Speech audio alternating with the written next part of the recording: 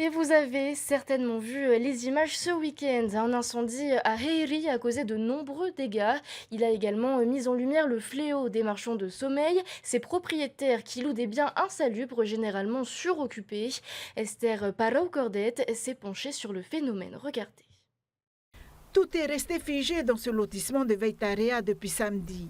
L'incendie a ravagé 11 logements, dont certains datent des années 70. Dans ces habitations louées entre 60 à 80 000 francs, des familles nombreuses sont entassées dans des conditions indignes et au mépris de la sécurité. Une situation que la mairie a découverte à la suite des plaintes des locataires. Je les ai rencontrés ici, il y a peut-être 2 ans maintenant.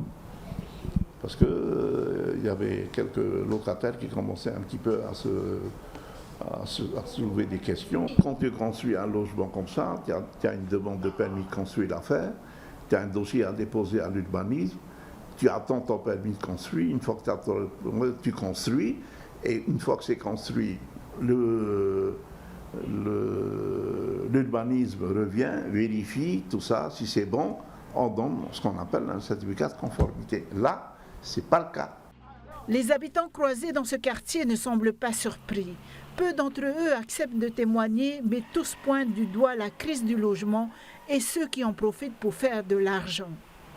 Comme on dit, tu ne trouves pas vraiment vite un logement, c'est sûr que tu vas accepter ce genre de prix de loyer en urgence, quoi.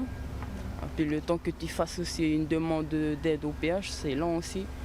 Mais ils n'ont sûrement peut-être pas le choix d'accepter ce genre de loyer moins cher, même s'il y a des risques.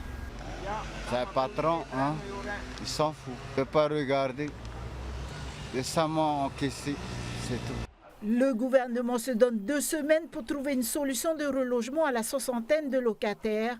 Mais avec une dette de 2 milliards de francs de loyer impayés à l'OPH, ces familles devront faire preuve de beaucoup de patience pour ne plus retomber dans les griffes des marchands de sommeil.